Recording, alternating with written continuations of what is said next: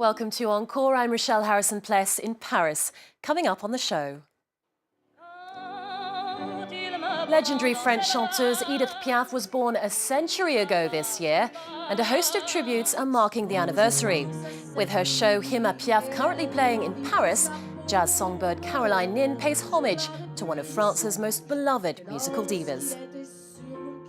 Let's go and meet today's guest.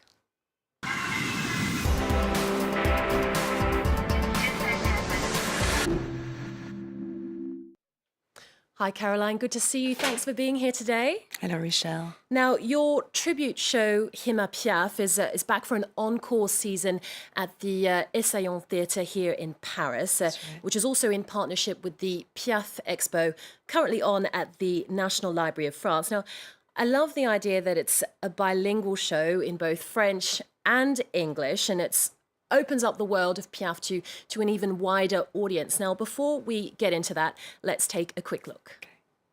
Et me laissant à mon destin, il est parti vers le matin plein de lumière. Il était mince, il était beau, il sentait bon le sable chaud.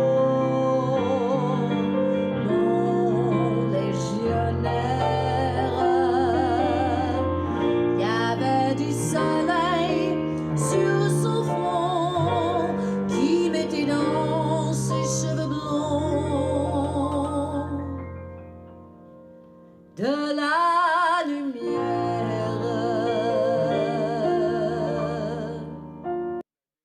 Well, tell us about the show and what inspired you to create it. The show was created to be told as a story in English because I think a lot of people around the world adore Edith Piaf, but they don't actually always understand what is behind the songs. And for me, it was really important to show how beautiful the story was. So I've kind of deconstructed the songs, and I'm kind of telling stories around Piaf's life, but also I'm translating some of the songs. Therefore, people can absolutely feel the emotion of each song. And it happens to be working very well because people keep coming back. They just adore the show. Okay. Yeah. Well, Edith Piaf is obviously one of France's musical greats. Yeah. What is it about her, you think, that keeps the tributes coming in? I think the fact that she was very close to the people, being born, in the Ménilmontant, Belleville, which are very popular areas in Paris. And I think also that the tragic life that she had, that people lived live with her. And she also, to me, created the soundtrack of Paris. And that's what people, when they come to Paris, that's what they want to hear. Absolutely. Okay. Well, she is so iconic, and obviously her songs instantly recognizable. How do you make the repertoire your own and not just imitate her? I come from jazz. There was no way I was going to just an imitation. A, I'm very tall and blonde. B, my voice is nowhere near Edith Piaf's voice. So I included a lot of jazz feel in the songs. Obviously, some of the songs I can't touch, such as La Foule or Padam, which we do just as they are. But we've done very interesting versions of Milord, Hymne à l'amour, which is Hymne of Love, and La Vie en Rose as well. It was really absolutely important for me to do that. Okay. Yeah. Well, you've taken the show abroad to very prestigious venues such as the Sydney Opera House. Yes. And also the Royal Festival Hall in London. What have the different reactions been around the world from the different audiences?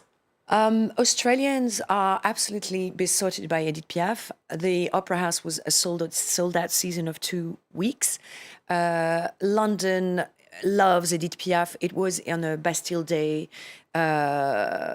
soiree, and they came to see another band as well as me, and they just asked for more and more and more Piaf.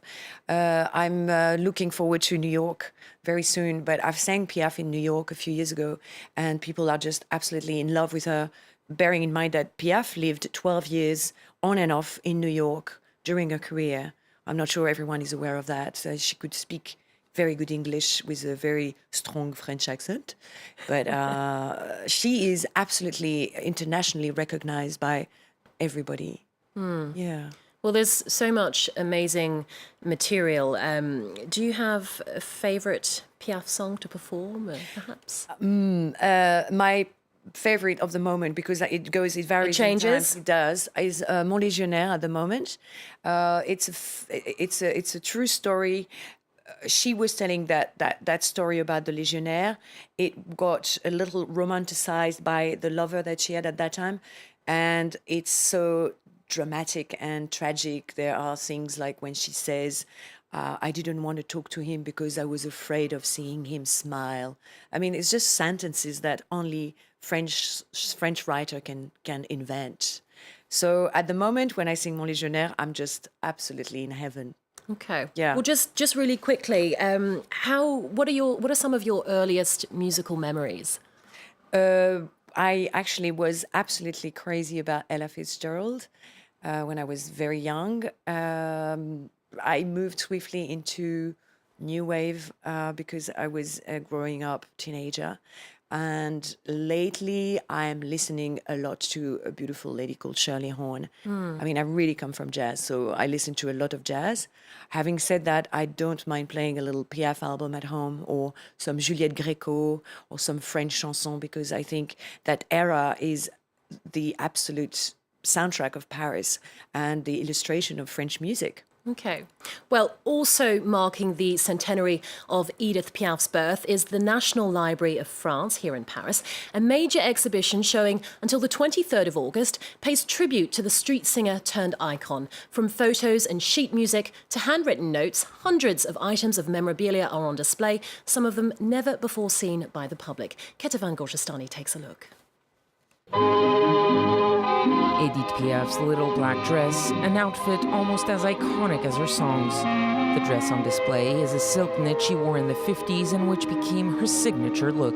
The little black dress was emblematic of Edith Piaf. It's what she wore throughout her career. It was the frame for her voice, her face, her hands. A neutral frame, a very simple one, which allowed people to focus on what she was singing. The dress is just one of the hundreds of pieces presented in France's National Library for the 100th anniversary of the singer's birth. Pictures, books, and videos recounting her career, as well as 6 original recordings from the 1940s. But there are also personal letters which give visitors a glimpse of Piaf's personality. What we found were letters which were sometimes very funny. They made us realize something very interesting, which is that Piaf, despite what we think when we hear her songs, especially those from the end of her career, was a very funny person who loved to laugh and have a good time. The exhibition is a retrospective of Edith Piaf's life and career, from her early days as a street singer making it big in the French capital, to her performances on the world's biggest stages.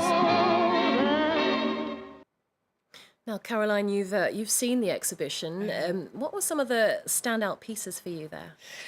It was interesting for me to discover that she toured Africa. I've read a lot of books to do research for the show and to make it better and better. Her touring in Africa was for me very odd because it was in the 50s. I didn't know that she actually lived 12 years on and off in America. That's something I wasn't aware.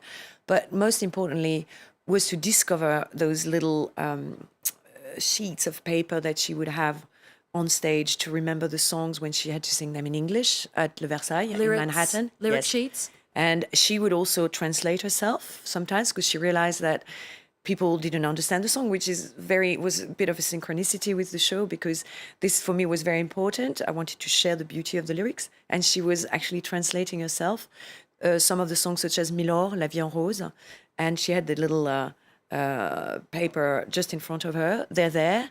I also realized that the people who wrote a very famous song of Piaf called L'Homme à la moto is a rock song written by some of the songwriters of Elvis Presley. Okay. So all these things that made me realize that she was very cool. She was a punk. She was really cool. Edith Piaf, the punk. She is. And it was very emotional to see all of that. It reminded me a lot of my childhood with movie footage of her. And it's a beautiful exhibition, and I really highly recommend everyone to go and see it. It is great indeed. Well, performing Piaf means you're well versed in the chanson française standards, but you started your career singing jazz, as you said earlier. And for jazz fans, festival season is in full swing here in Paris, which not long ago was the global host city for this year's International Jazz Day. The 22nd Paris Jazz Festival will take over the gardens of the Parc Floral from the 7th of June, with more than 220 musicians from all four corners of the globe taking to the stage, exploring the local jazz scenes of cities as diverse as Bamako, Tokyo and Stockholm.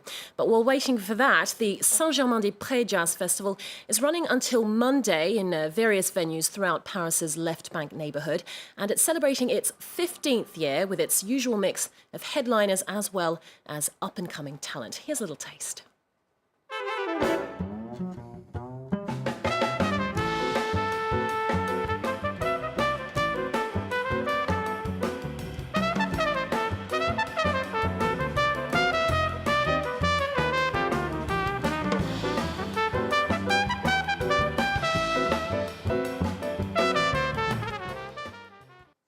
Well, that brings us to the end of our show. Do log on to our website. Plus, we're also on Twitter and Facebook. Once again, Caroline Nin is at the Essaïon Theatre in Paris until the 1st of August. And now she's going to sing us out with an a cappella version of the Piaf classic La Vie en Rose. More news coming up here on France 24. Over to you. Thank you. With lyrics by Edith Piaf and music by Louis Guy. A beautiful story behind this song. Come and see the show. Quand il me prend dans ses bras, il me parle tout bas, je vois la vie en rose. Il me dit des mots d'amour, des mots de tous les jours, et ça me fait quelque chose. Il est entré dans mon cœur